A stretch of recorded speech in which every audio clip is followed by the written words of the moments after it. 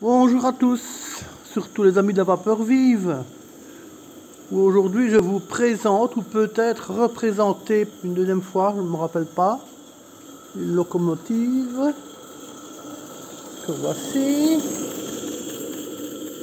Alors c'est une locomotive Merlin, une 030.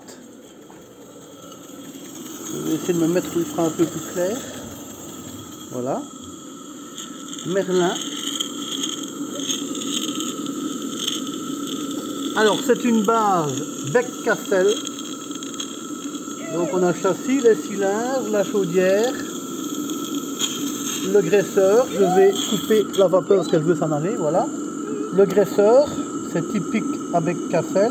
Ici, bon, ils ont fait une cloche, mais elle est chaude pour cacher l'ancien dôme.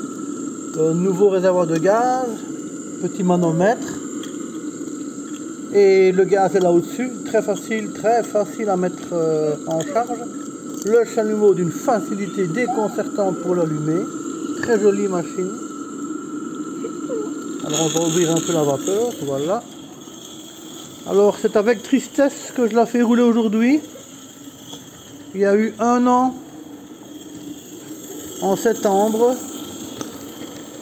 que je l'ai acheté à un camarade qui s'appelait DJ Lewet, qui avait un petit commerce de modèles réduits en train dans les bourses.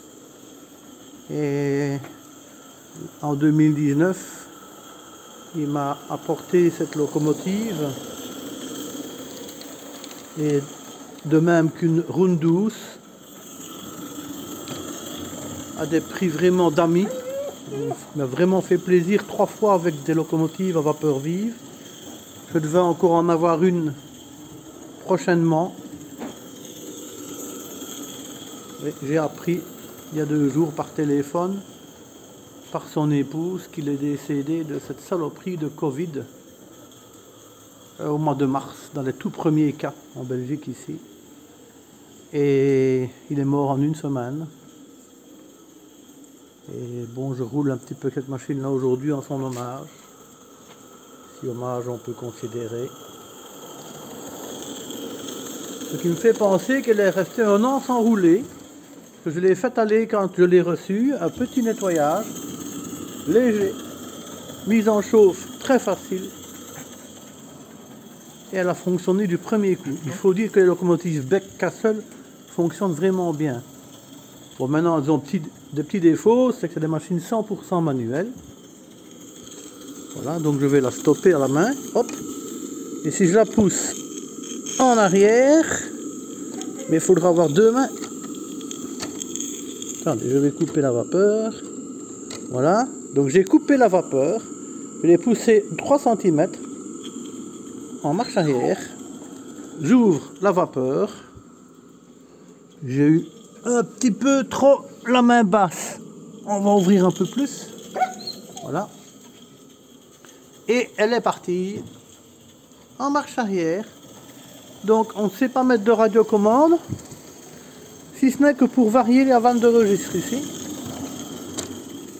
Mais pour l'inversion c'est impossible.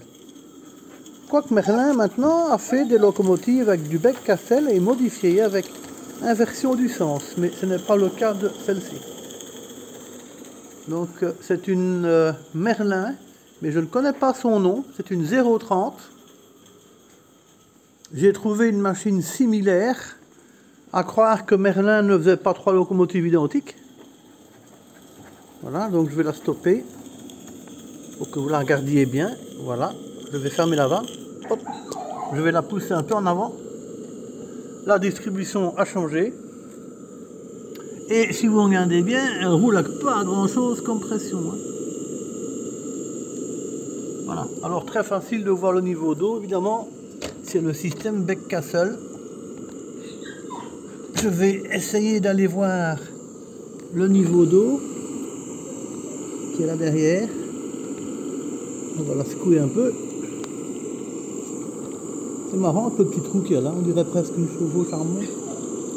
On ne voit rien du tout. Alors, par précaution, je vais la bouger Et je vais vérifier, mais à mon avis, elle ne doit pas avoir consommé grand-chose.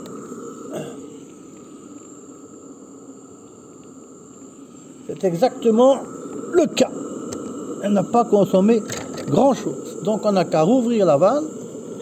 Elle est restée en marche arrière.